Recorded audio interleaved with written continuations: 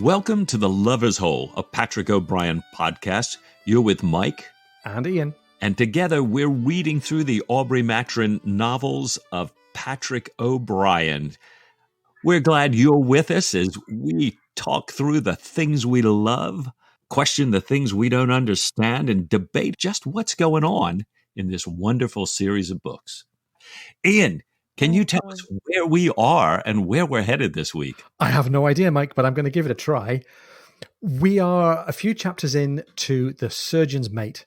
We've already had the restoration of normal life, normal service, if you like, with Jack and Stephen being back among the Royal Navy. We've already had the ball in Halifax to celebrate the victory of the Shannon over the Chesapeake. And we've had the voyage across the Atlantic of Jack and Stephen and Diana, Stephen and Diana being engaged to be married now, aboard the packet Diligence. They're carrying dispatches, bringing news to England of this great victory.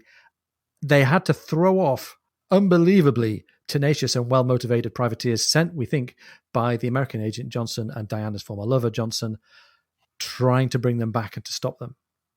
The American schooner grounded on ice and sank. The Diligence managed to shake them off. So they're both eager to get home. And Mike, Diligence has made record time, right? She's beat the other ship that was carrying the same dispatches. She's beat the Nova Scotia, and she's in England being greeted on all hands with celebration and jubilation at the news, the long-awaited news that there's been this great victory for the British Navy. Yeah, and so many long-awaited things out in front of us here.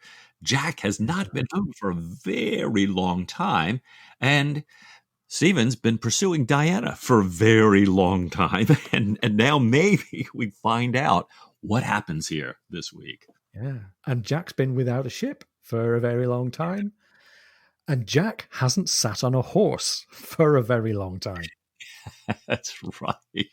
You know, we've talked with Ava Sander about, she's somebody who's a horse lover, I'm a horse lover, and how O'Brien just sprinkles all these horses and horse references into his books. And here we've got Jack, you know, he's back. He's got to deal with all these people telling and retelling the tale of the Shannon's victory, but he just cannot wait to get home. So he has a very heavy tip for anybody in his bar who can get him a weight-carrying horse, he says, for his race to home.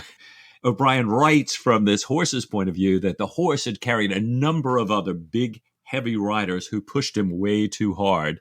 And this horse has other ideas about being pushed as fast as Jack wants to push him. And it's a really kind of a testament, I think, to Jack. You know, we remember from Post Captain, you know, hearing this horse's dialogue and the horse decides to throw him and boom, there he goes. And this horse is plotting the same thing, but Jack, a better rider, a bit more mature, stays on when the horse decides to throw him and continues to head for home. And willing to be pretty brutal about it as well. Yeah. So, and Mike, it's funny, in the previous chapter, you and I were talking about how the pursuit by the American privateers was exciting, but it didn't feel like real jeopardy. At least it didn't to me. And I think you said the same thing. And I noticed a big difference in the passage that we're coming to now, where Jack rides up to Ashgrove, to his home, hoping to find his wife and his 3 children.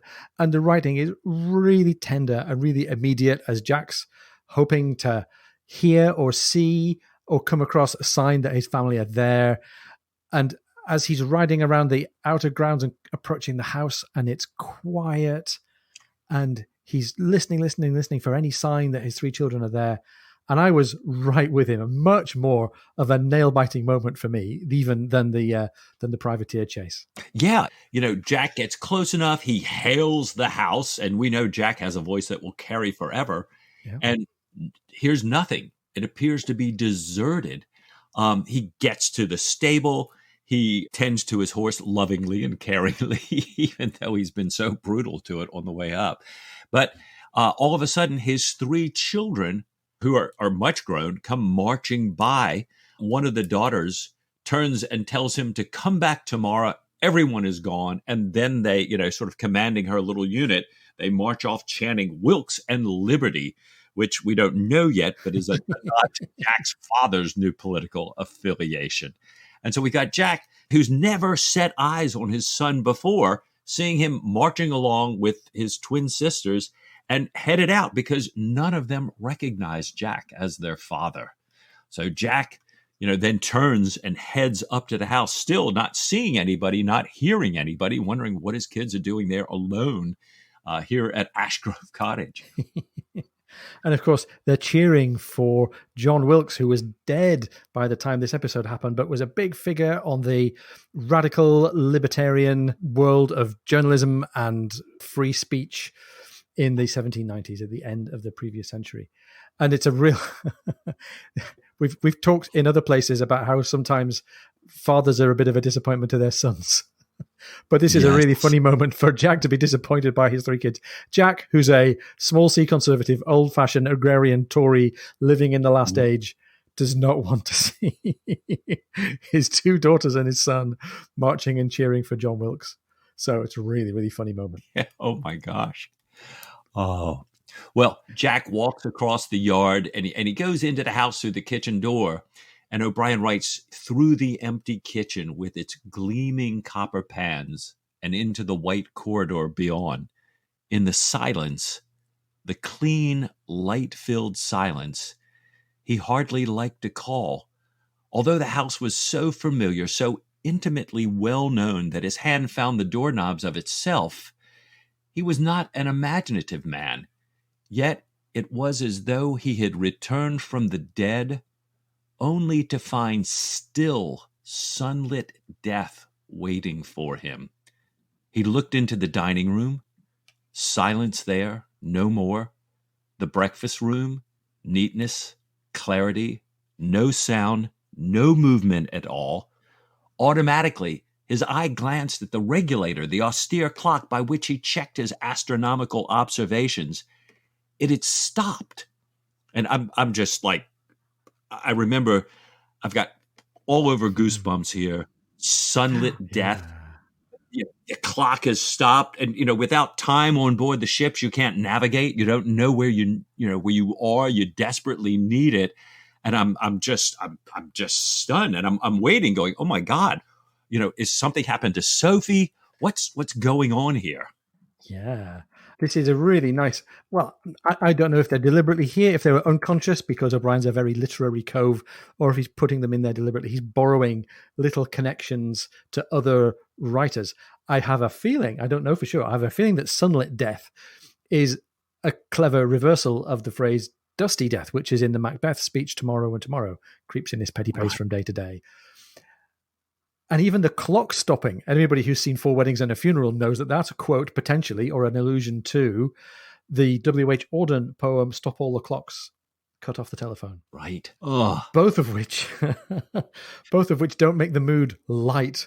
They make the mood really portentous. Yes. So we're right with him. Every second as he walks around this house, we're thinking, somebody come to life. Where's the life? Where's the family? Where's Sophie? Yeah. He turns the corner into his room, and there's Sophie sitting there looking sad, worried, thinner.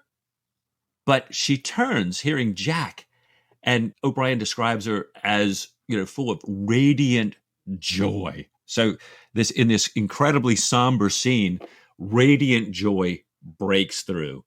She tells him that Bondon and Killick are there, but they've gone off to Portsmouth. They want to hear if this rumor about the Shannon and the Chesapeake is true.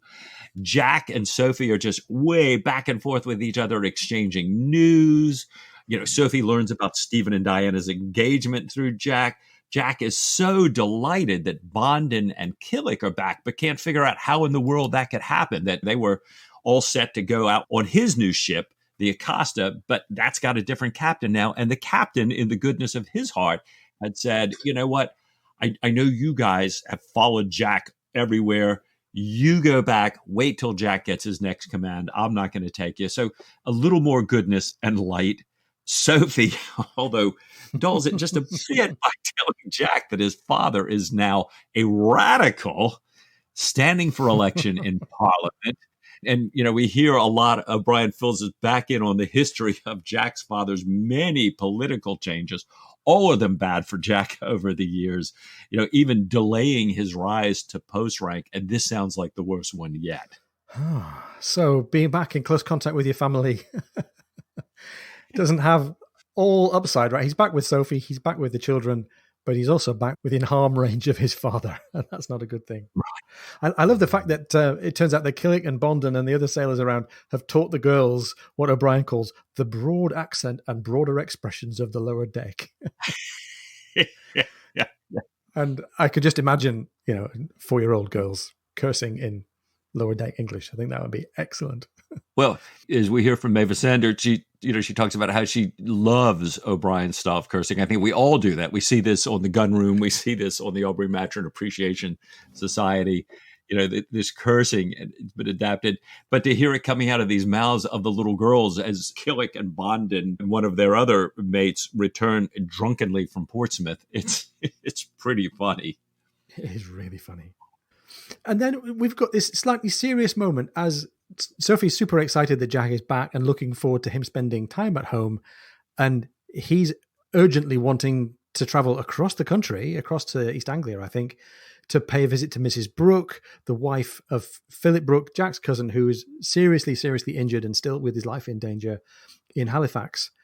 And he carries his point, I think. He says that my brother officers did this for me when you thought I was lost in the Southern Ocean, and it's right that I do this. And she concedes the point, and for a moment, I think all is okay. But you get the impression, I think, in the way this is written, that all is not quite completely balanced in the dialogue between Jack and Sophie, and that maybe there's going to be more to come. I don't know.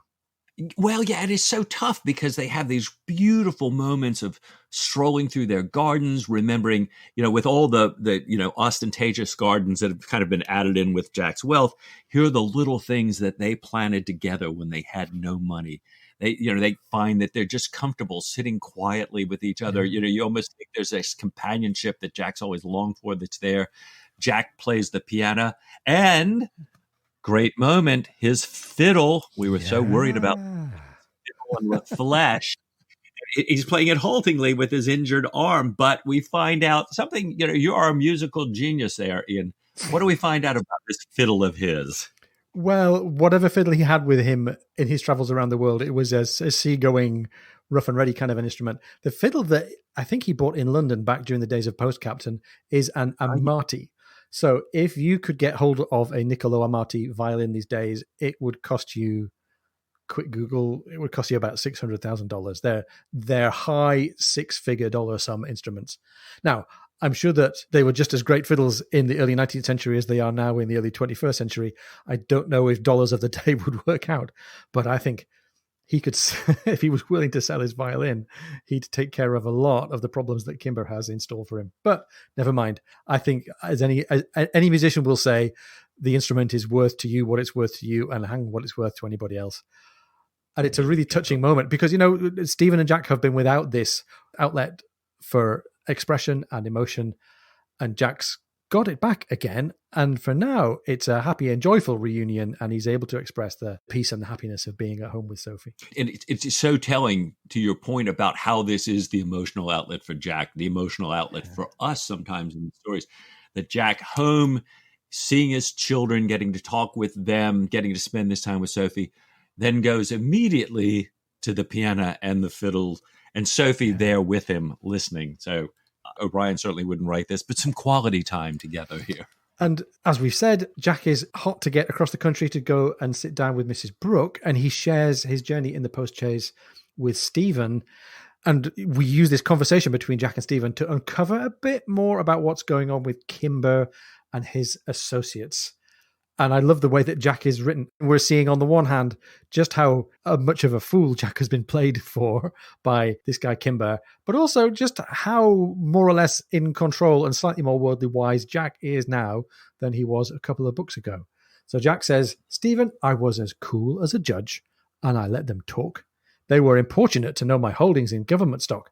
Asked me straight out, God damn their impertinence, and the nature of my marriage settlements. This was coming in a little high.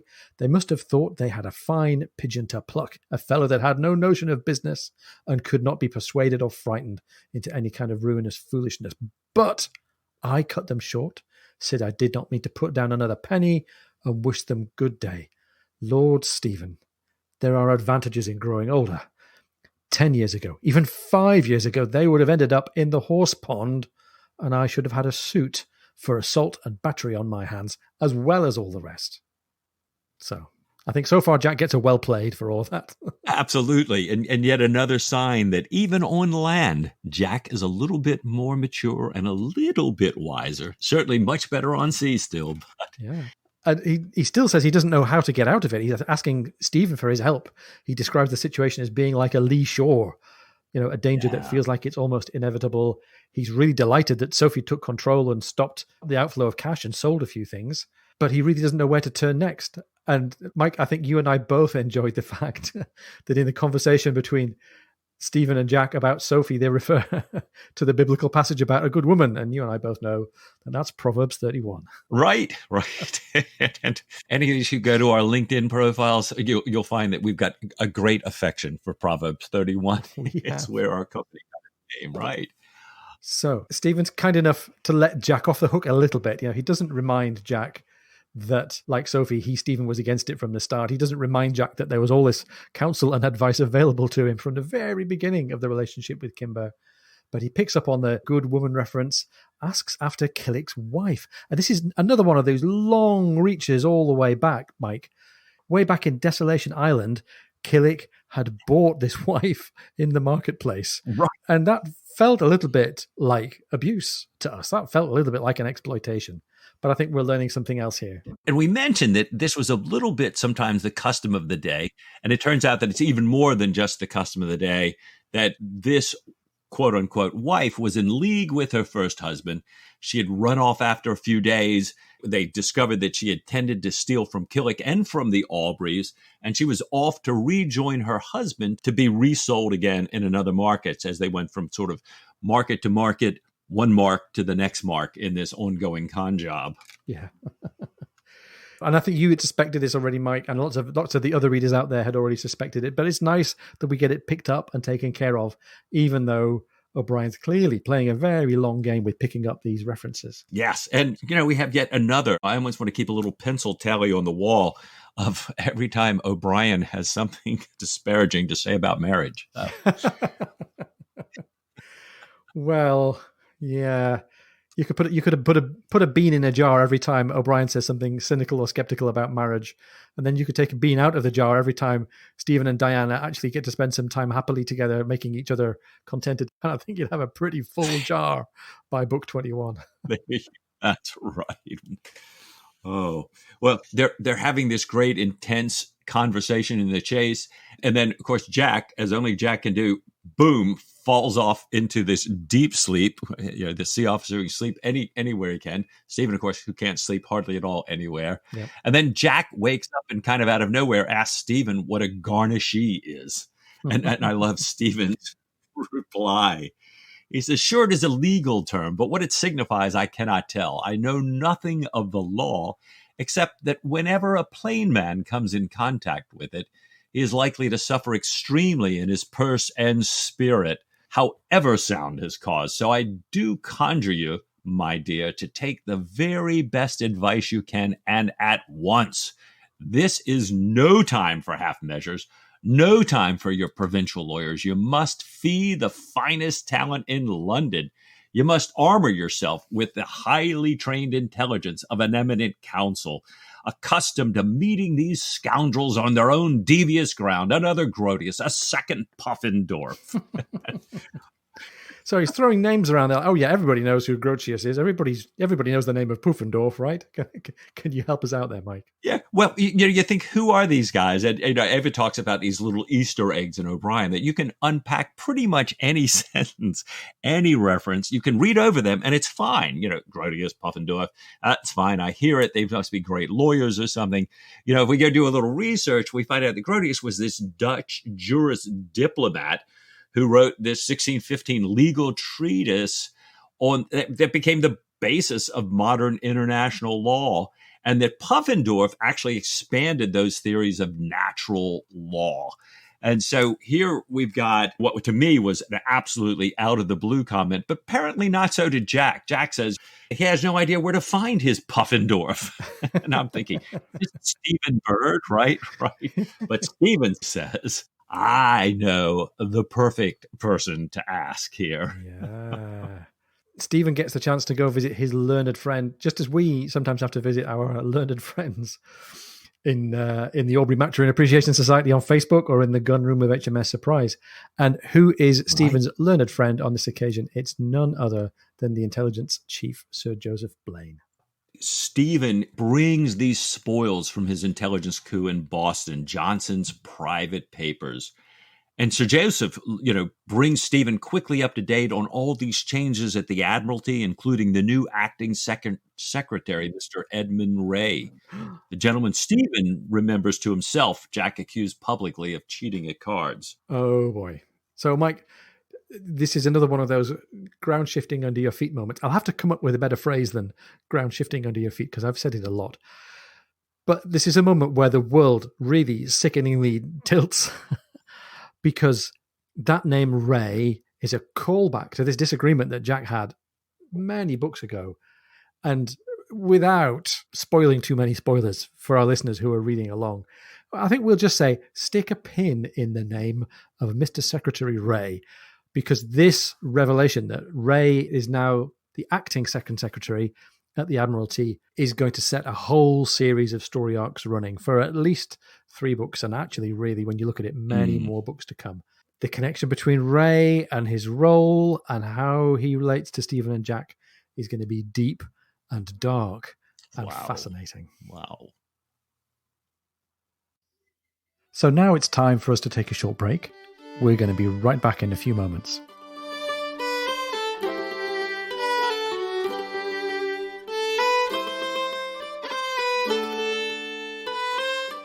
We'd like to share an idea that we have for taking the Lover's Hole podcast to the next level.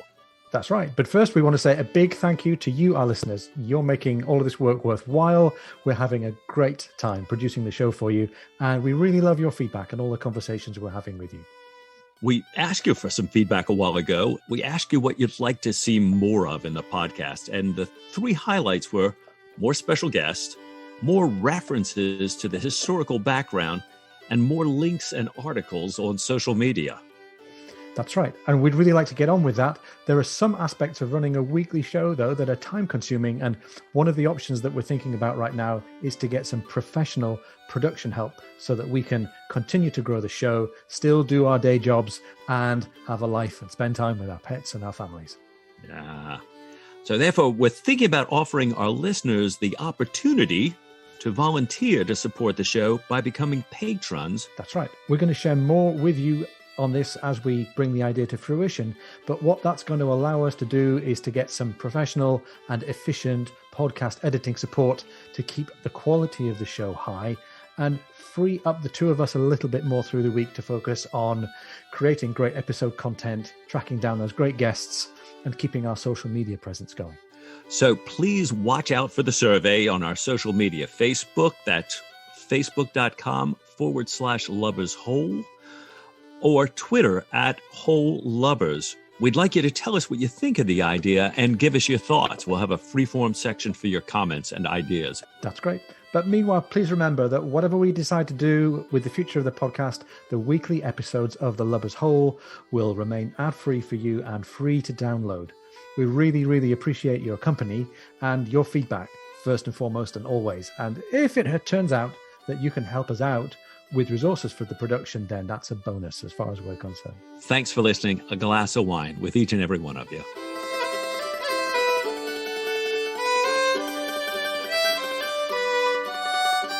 Welcome back.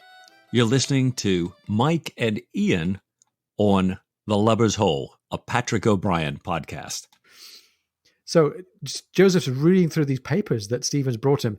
And meanwhile, while Sir Joseph is admiring the papers, Stephen's admiring Sir Joseph's insect collection. And it's great, isn't it? You know, O'Brien turns on a sixpence and enters all these different worlds that he has at his disposal. We're done with knowing about the names of learned Dutch lawyers in the 19th century. We're turning into natural philosophy. And James Albright, if you're listening, thank you. We still remember the great time that we had talking to you. And we're in James Albright's world of describing the nondescript. And Sir Joseph Blaine's thing is insects, and especially moths and butterflies. So while he's looking at the butterfly case, Stephen also spots a recent paper by Cuvier, another famous natural philosopher who we heard about, I think, from James Albright. And he's kind of flipping through this paper, trying the argument out in his head, but his mind drifts back all the time to Diana. And he thinks that he needs to mourn the death of his myth of Diana. And this is, again, really dark, really personal stuff. He calls it a bitter, monotonous grieving. Yet, the mourning was not pure. It no longer invaded him entirely, perhaps because the old myth and the new reality tended to coincide. And Mike, this is all a conversation he's having inside his head as he leafs through a paper standing in Blaine's study. So there's a lot to go at here. Perhaps, he reflected as he stood there, this had a certain relationship to marriage. They had been together a very long time, and although they might essentially be strangers, they were inextricably entwined. Ooh.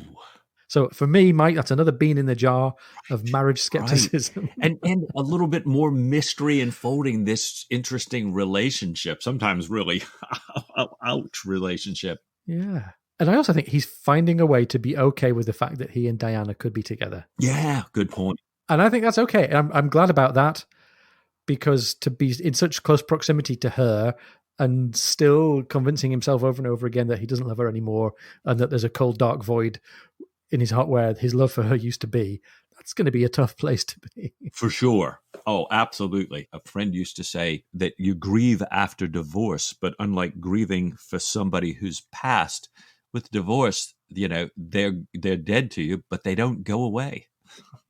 Ouch. No. Sorry. Yeah. Although if you block them from social media, you can pretty much take care of that these days. If you don't have kids, right? We can delete all that. Anyhow.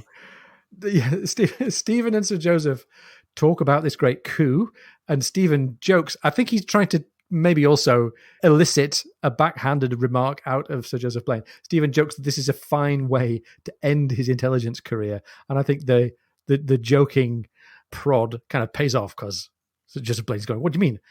End your career?" Completely misses the fact that Stephen's making a joke and implores Stephen to stay on, and tells him that this cause against Napoleon may still be lost, and that Spain and Catalonia might still be lost, and that the French are ready for action by sea, and that England's in a perilous state, and there's high taxes, and the navy is overstretched. And let's slip this secondary idea, Mike, that if he, Sir Joseph, was as confident as Stephen that everything was okay, he'd go into the city, he'd buy up government and foreign trade stocks, which are dirt cheap at that moment, and he would make a killing when the stocks rise as Napoleon gets defeated. And this is a really telling moment. He's looking back to Canning, who was trying to sweeten various deals for Jack by offering him a tip on where he could make money in the stock market. And it's also looking ahead, another piece of foreshadowing to a really important piece of story that's going to play out in about 4 books' time. So again, if you're a spoiler-avoiding reader, stick a pin in that and we'll come back to it. If you know what we're talking about, then just enjoy the moment of Patrick O'Brien playing a really long game with us here. Yeah, and I remember even in India, you know, Stephen talking to that one Indian kind of accountant in his accounting house, you know, also telling Stephen, you can make this killing playing the stock market given the fortunes of war, if you will. And so you're right. That's going to be fascinating to see this. And, well, let's just leave it at that. So meanwhile, we're back, I think, in the more or less real-time line. We're in what I think is called the Sixth Coalition, which was kind of a fragile time around 1813 when the network of alliances that were standing against Bonaparte and his allies were a bit fractious and a bit fragile. And Bonaparte was in pretty powerful mode. And I think Sir Joseph Blaine was giving us the right steer there about the historical context. Britain's finances and the empire's finances were in a pretty parlous state. And small incremental gains and victories and concessions on the margins of the map of Europe might have a big impact. And one such was this strongly fortified island, Grimsholm, fictitious island in the Baltic, which Sir Joseph says to Stephen is manned by a Catalan brigade on behalf of the French. And this island and its occupation is preventing England from landing people behind Napoleon's lines and outflanking Napoleon. He knows that the people on the island, these Catalan soldiers, have been tricked into believing that them holding the island is the key to Catalan independence, because otherwise they would side with the British. And by the way, Mike, I think this is a borrowing of an episode involving a Danish island, the island of Funen, which was occupied by Spanish troops on behalf of Napoleon back in 1807. But meanwhile, back in our story, Blaine is saying to Maturin, we have the situation. If only you'd been here a few short weeks ago, we could have given you this job because it would have been absolutely your thing. But you weren't around, so they sent a leader from the world of Catalan letters, Pompeu Ponsic, a poet known and respected, and Stephen's very happy with the choice that they made. He calls him by a familiar name, and Pompeu, and I think that suggests that Stephen knows this person, as Stephen is well connected with lots of people in wealthy and literary Catalan society.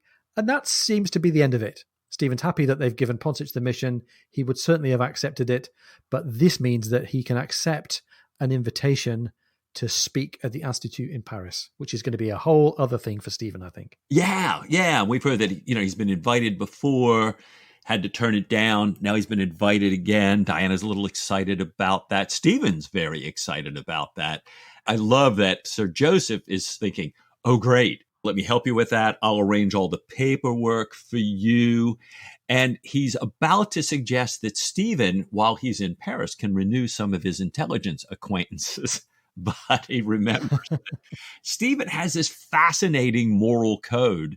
He won't take any payment for his intelligence work. And at times, and this being one of them, he is playing it straight. He wants to go there and be a natural philosopher. He wants to deliver a natural philosophy paper. And he also wants to kind of help restore his cover. He says that if he walks into the lion's mouth, as he calls it, of his own free will, as a scientific authority, if he does nothing but act as a scientist, that'll help preserve his cover. It'll protect him. And it's really what he wants to do. And he's got a rationale for it as well. With it, what gave me, anyway, this very uneasy feeling of deja vu. He says the only two people who could have denounced him as an agent were the two people who he slit the throat of and bashed on the head in the hotel room in Boston. And that everybody else who's ever been able to associate his name and his face and his activities as an intelligence agent is dead or out of the scene somehow. Yeah. And that sounds a little bit like that slightly hubristic thought that he had before he made the trip to Mahon a few books ago, which didn't work out very well. Yeah, and Sir Joseph kind of warns him that, these two agents that are dead in America had associates there who certainly knew what they were doing. And if they make it back to France before Stephen gets there or while Stephen's there, that they could blow his cover. But as you say, like in the run up to Mahon, he was like, no, they'll never get back in time. And so I'm going, uh-oh. Yeah. Well, and Stephen really wants to go to the Institute. And I think he's looking forward as well to spending some time in France. We've heard it quite a few times from Stephen that he hates Bonaparte, but he loves France and the French, and he loves Paris in particular. Yes. And he wants it so bad that he asked Sir Joseph for a few favors. And I think Sir Joseph is just delighted because it's like, I'll do anything at all you want. Yeah, name it. And, he says that Diana has been detained as an enemy alien because of her association with Johnson. Stephen vouches for her and asks that Sir Joseph obtain papers that would get her released so that she's not bound to kind of a home arrest almost. And he also wants a lawyer for Jack. And he figures that Sir Joseph is ideally placed to give him some advice on that. And his Puffendorf. His Puffendorf, that Sir Joseph could find that. And Stephen is being very kind of keeping Jack's confidentiality. So Joseph is trying not to pry, but he needs to know what kind of a lawyer. So Stephen tells him a little bit of the story, and Sir Joseph is just aghast. He's blown away that some naval officer has signed papers without reading them, But he then kind of remembers all these smartest naval commanders that he's known who do the stupidest things in land. Sir Joseph says, the imbecility of your sailors ashore passes all belief. Even in very able men capable of leading a fleet and conducting difficult diplomatic negotiations with real finesse. So we have people who are brilliant at sea and real blockheads ashore. He's happy to help. And I think he's almost glad that he can help by doing a favor that costs him relatively little. Recommending a lawyer and helping Diana out with her paperwork is a snip, I think, for the value that Joseph Blaine has got from Stephen. Right. And meanwhile, and I think they've uncovered to each other which sea captain they're talking about. Yes. And he says that he admires Jack, and he recommends that Jack really needs to keep his father at a distance, if at all possible. He credits Jack's father and also the earlier disagreement with Ray as the reason why Jack lost the commission of the Acasta, the new frigate that was being built. We even learned that he could have got a knighthood or a baronetcy for sinking the Waxhamheit. And I don't think Jack was ever close to hoping for those things. I think he was hoping for it for the Mauritius campaign. Right. But it's clear that all of these backroom interests have really conspired to damage Jack's career. And Sir Joseph is trying to figure out what it is that leads sailors to put themselves in these positions. So he's trying to figure out, where am I going to find the right legal talent? And Mike, he's delving now into the world of popular entertainment in a way that I think tells us a lot about Joseph Blaine, right, and tells us a little bit about the way that Patrick O'Brien's used musical and dramatic cues to help tell the story here. So Joseph is turning over in his mind who's the right lawyer, and as he thinks, he sings. He sings in Italian. He sings part of the song La Vendetta, which is number 4 from Act 1 of the opera The Marriage of Figaro by Mozart. So, Mike, there's a few things I want to dig into here. First of all, props to Patrick O'Brien. He's left his bad days of misappropriated Boccherini quartets long behind him. This is an absolutely plum quote. He's chosen Marriage of Figaro that was absolutely popular and well-known, although we're now, 15 years after Mozart's death. Right. But the Marriage of Figaro was one of the big cultural landmarks of the classical era, very widely known about, very widely sung. This number, La Vendetta, sung by Don Bartolo in Act 1, is Bartolo trying to figure out who can I get to do this particular job, to wreak this particular vengeance. And he talks about finding someone with astuteness, with cleverness, with judgment, with discernments. Let's take a little listen.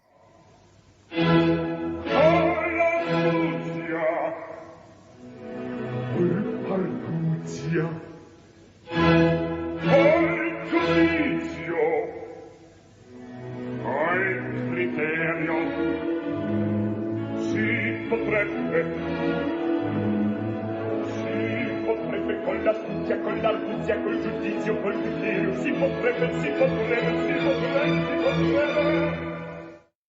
Si qui corici, dove si corici, si più dove si invece, con un equivoco, con un sinonimo, fai gabuglio, si dovrà, si tu li corici, dove si corici, si più dove si... So, for those of you who like your references complete, that's available on YouTube. It's from The Marriage of Figaro.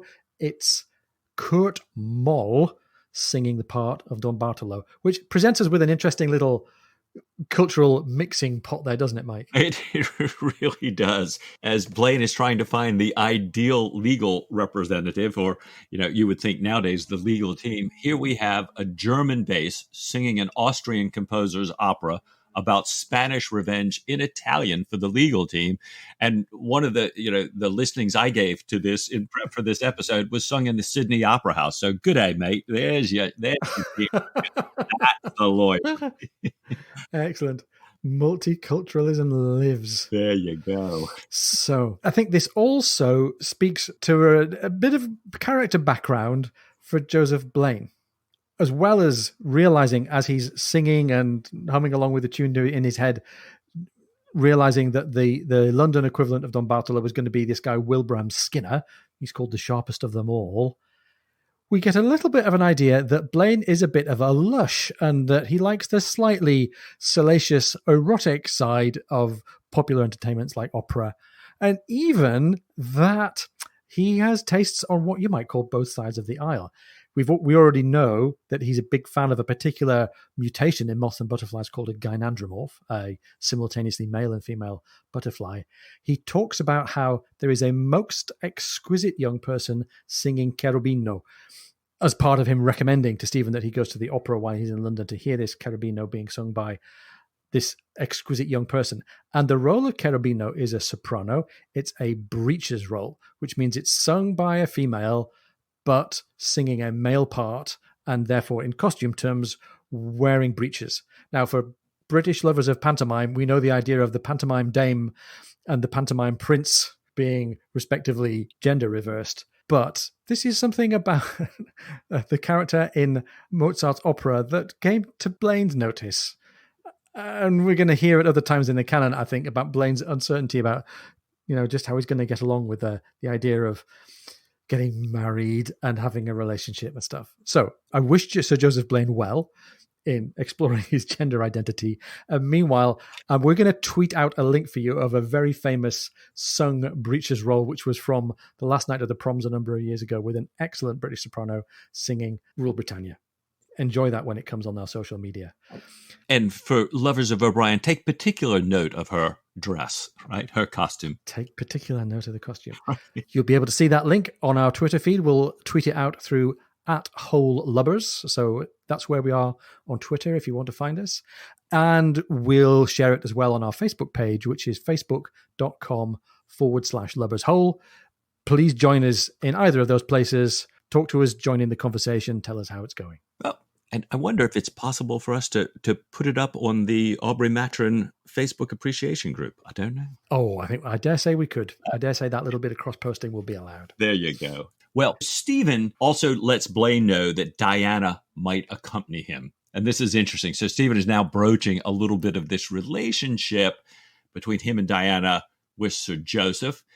Sir Joseph says, he'll get Matron documents for his journey, in addition to getting Diana her document, and he will leave space for any what he calls companion, as well as any servant that Matron wants to take with him. And he does this great shout out to all these natural philosophers, again, many that James Aubrey talked about when we talked with him.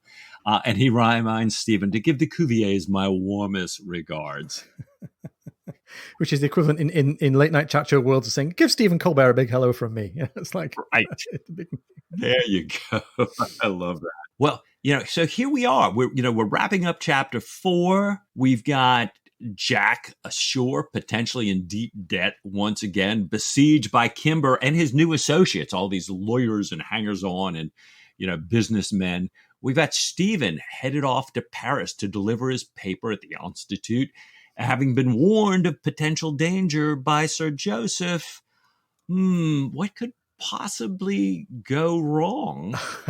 What indeed? And Mike, I still don't think that we've really set this story spinning. I think that there are some inciting events that we still haven't yet come across. I think something really compelling has got to happen to either Stephen or Diana or Jack, or all three of them. And I think it might be coming pretty soon. Yeah. So in that case, Mike, I think that we're making good progress through the Surgeon's Mate, but there's more for us to read and reflect on. So what do you say to a little bit more Patrick O'Brien? Oh, with all my heart.